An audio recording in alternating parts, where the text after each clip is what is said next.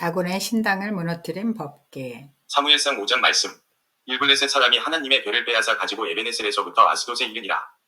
이 블레셋 사람이 하나님의 배를 가지고 다곤의 당에 들어가서 다곤의 곁에 두었더니 아스돗 사람이 이튿날 일찍이 일어나 본즉 다곤이 여호와의 배 앞에서 엎드러져 그 얼굴이 땅에 닿았는지라 그들이 다곤을 일으켜 다시 그 자리에 세웠더니 그 이튿날 아침에 그들이 일찍이 일어나 본즉 다곤이 여호와의 배 앞에서 엎드러져 얼굴이 땅에 닿았고 그 머리와 두 손목은 끊어져 문지방에 있고 다곤의 몸뚱이만 남았더라. 그러므로 다곤의 제사장들이나 다곤의 당에 들어가는 자는 오늘까지 아스돗에 있는 다곤의 문지방을 밟지 아니하더라.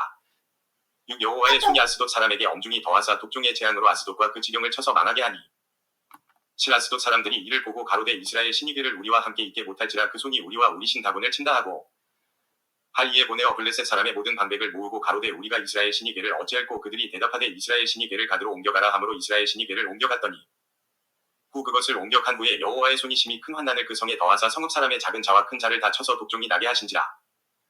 12에 그들이 하나님의 배를 에그론으로 보내니라. 하나님의 배가 에그론에 이른즉 에그론 사람이 부르짖어 가로되 그들이 이스라엘 신이 걔를 우리에게로 가져다가 우리와 우리 백성을 죽이려 한다 하고 11이에 보내어 블레셋 모든 방백을 모으고 가로되 이스라엘 신이 걔를 보내어 본처로 돌아가게 하고 우리와 우리 백성 죽임을 면케하자 하니 이는 온 성이 사망의 환난을 당함이라. 거기서 하나님의 손이 엄중하심으로 12 죽지 아니한 사람들은 독종으로 치심을 받아 성읍의 부르짖음이 하늘에 사무쳤더라.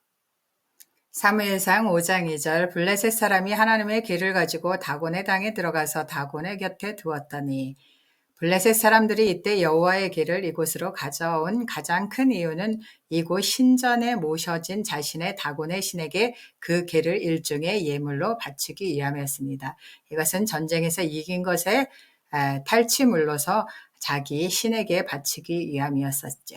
다곤이라는 것은 고대로부터 메소포타미아, 아수르, 베네게 지역 등지에 널리 숭배되어 온 우상인데 블레셋 족속은 이 우상을 베네게 족속들에게 수입하여 자신의 민족 수호신으로 삼은 듯합니다. 그것은 이 우상을 섬기는 신전이 아스돗뿐만 아니라 가사 등 블레셋의 주요 성읍 여러 곳에 세워진 사실로 보아 분명해집니다. 다곤의 신상은 몸에 상반신은 수염이 있는 남자의 모습으로 왕관을 머리에 쓴 형상이고 몸의 하반신은 물고기 형상으로 바다에서 헤엄을 치고 있는 모습을 나타내고 있습니다. 따라서 이러한 사실은 전자의 견해대로 다곤의 신이 물 또는 물고기에 밀접히 관련되어 있다는 사실을 암시해 줍니다. 우리는 예수님을 영접을 받고 생명의 빛이 들어오고 어둠이 물러갔습니다. 마찬가지로 우리 안에 조상 대대로 모셔오던 우상들이 영접받으면서 불법과 우상은 떠나가고 예수님의 법을 우리의 마음에 새겨주셨습니다. 우리가 살면서 우리의 체질이 연약한 관계로 다시 죄가 들어오고 그래서 아직 변화하지 못한 체질에는 늘 사탄마귀 귀신의 유혹이 있습니다. 죄의 유혹으로 우리를 넘어뜨리려 노력을 하고 있습니다.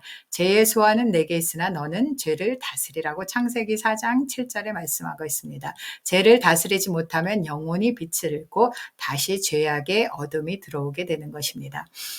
그래서 우리는 두 신을 가지고 있고 두 영을 가지고 있고 두 마음을 가지고 있고 두 생각을 가지고 있고 또 두 가지의 말을 할 수밖에 없습니다. 물과 성령으로 거듭나지 않은 부분은 아직 남아있는 죄성입니다. 아직 그 행동에 말이 나온다면 거듭나지 못한 부분인데 이것이 내 안에 남아있는 다곤의 신당입니다. 다곤의 신당을 무너뜨린 것은 법궤였습니다. 우리 안에 있는 다곤의 신당, 이 장고도 무너뜨리려면 말씀밖에 없습니다. 여리고 성을 무너뜨린 것도 법궤를 맨 제사장이 하나님의 명령에 순종할 때 무너졌습니다. 또 축복의 산인 그립심산이 있고 저주의 산인 에발산이 있습니다. 우리가 이 에발산은 무너뜨리고 그립심산, 영혼은 크게 키워야 되는 것이죠. 우리의 영혼은 그립심산입니다. 우리의 죄성은 에발산입니다. 죄성이 있는 것만큼 하나님께 미운 물건이 되는 것이고 영혼이 클수록 말씀이 많을수록 하나님은 그 사람을 상대해 주시는 것입니다. 왜냐하면 그것이 하늘에서 온 천성제의 물건이기 때문입니다. 에스겔에게는 말씀을 창자까지 채우라고 하셨습니다. 말씀을 채워야 아래 복부에 있는 죄성, 부모로부터 물려받은 죄성을 내보낼 수 있습니다. 우리의 영혼, 몸, 피, 알아래를 깨끗하게 할 수 있는 세제는 말씀, 보혈, 성령, 생명수입니다. 하나님의 말씀은 하나님이십니다. 예수님의 말씀은 예수님이십니다. 성령님의 말씀은 성령님이십니다. 우리가 말씀을 우리 안에 채울 때 말씀은 프로그램을 가지고 들어가고 들어가면 명령과 통치를 하게 됩니다. 불결한 것들을 나가라 할 수 있는 것은 말씀뿐입니다. 법궤가 다곤의 신당에 있으니 얼굴이 땅에 곤두박질 쳤고 또 더 있으니까 머리와 손이 부러져 몸통만 남아서 쓰러지게 된 것입니다. 머리는 생각이 무너진 것이고 손은 행동하는 능력이 무너진 것입니다. 우리도 말씀을 우리 안에 넣을 때 남은 장구가 곤두박질 치고 죄를 짓게 올리는 생각과 마음이 사라지고 죄를 짓게 하는 행동의 손목이 잘라지게 되는 것입니다. 우리는 오늘도 나와 내 가족 안에 있는 남은 장고의 죄성, 다곤의 신당을 무너뜨리면 말씀을 읽고 듣고 지키고 전해야 합니다.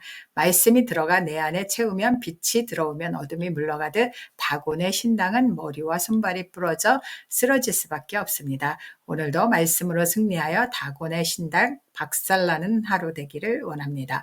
다곤의 신당 박살 박살.